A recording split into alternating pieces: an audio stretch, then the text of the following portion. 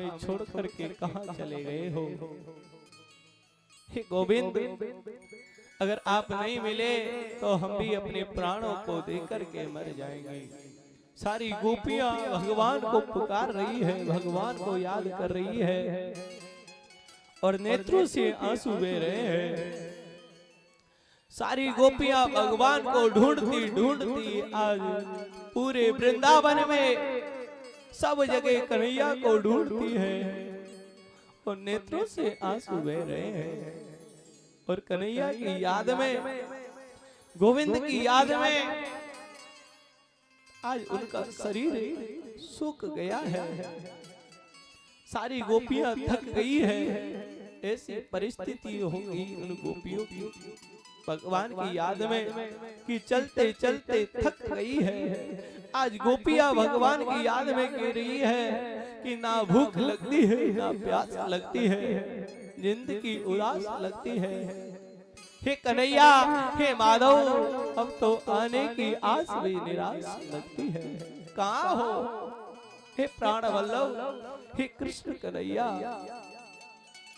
कहाँ हो आप।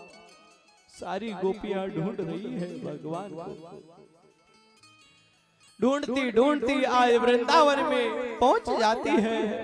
और वृंदावन में पहले जंगल ही जंगल था। क्या था? जंगल ही जंगल था। उसमें तुलसी के पेड़ ही पेड़ दिखाई देते थे। कौन थे? वृंदा। वृंदा बोलते पहले तुलसी को। आज उस पूरे वृंदावन में तुलसी के वृक्ष थे।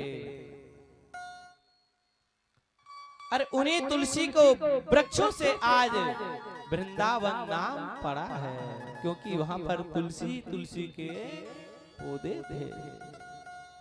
तो आज ढूंढते ढूंढते सारी गोपियां आज उनकी ऐसी परिस्थिति हो जाती है।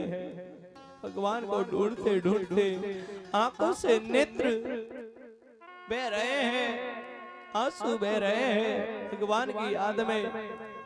भगवान को गोपियां पुकार रही है, हे प्रभु, हे प्राण वल्लभ, हे कृष्ण कन्हैया, कहाँ हो।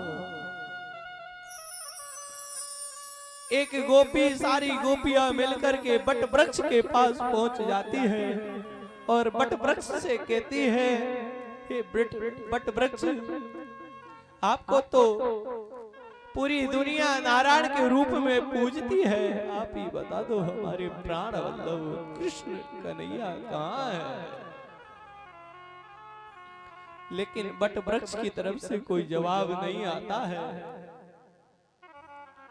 बट वृक्ष की तरफ से भी कोई जवाब नहीं आता है। तो आगे चल देती है गोपियां और कहाँ चली जाती है? पीपल के पेड़ के पास पहुंच जाती है और पीपल के पेड़ के सामने हाथ जोड़ करके खड़ी हो जाती है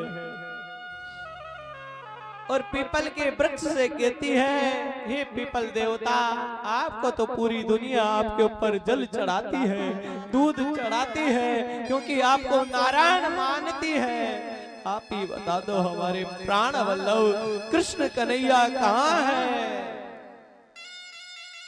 कहाँ है हमारे प्राण वल्लभ कृष्ण कन्हैया। लेकिन पीपल का वृक्ष भी कोई जवाब नहीं देता है, कोई जवाब नहीं देता है। आगे चल कर के सारी गोपियां रोती हुई, रुदन करती हुई आज तुलसी के पास चली जाती है और तुलसी देवी से कहती है, ए तुलसी देवी, आपके बिना तो भगवान भोजन भी ग्रहण नहीं करते हैं। क्या कहती हैं गोपियां तुलसी देवी से? हे तुलसी देवी, आपके बिना तो परमात्मा गोविंद भोजन भी ग्रहण नहीं करते हैं। आप ही बता दो हमारे प्राण वल्लभ कृष्ण कन्हैया कहाँ है। सारी गोपियां रोती हुई आज नेत्रों से आंसू बह रहे हैं और गोविंद को पुकार रही है और गोविंद से कह रही है, हे प्राण वल्लभ, हे कृष्ण, हे कन्हैया, आप हमें छोड़ करके कहाँ चले गए हो। अगर आप नहीं आए तो हम भी अपने प्राण देकर के मर जाएंगे। सारी गोपियां रो रही है। तुलसी की तरफ से कोई जवाब नहीं आया तो कहां चली जाती है। पृथ्वी देवी से कहती है, हे पृथ्वी देवी, हे भूदेवी, जहां भी परमात्मा, जहां भी हमारे प्राण वल्लभ कृष्ण कन्हैया गए होंगे तो आपके ऊपर चल कर के गए होंगे। आप ही बता दो हमारे प्राण वल्लभ कृष्ण कन्हैया कहां है। किसी की तरफ से कोई जवाब नहीं आता है तो सारी गोपियां रोती हुई चली जाती है। और आगे वहां पर किशोरी राधा रानी और गोपियों को मिल जाती है। तो आज किशोरी राधा रानी भी भगवान कृष्ण की याद में रो रही है, नेत्रों से आंसू बह रहे हैं, नेत्रों से आंसू बह रहे हैं। गोपियों ने पूछा किशोरी राधा रानी से, हे किशोरी राधा रानी, आपको भी गोविंद छोड़ करके चले गए।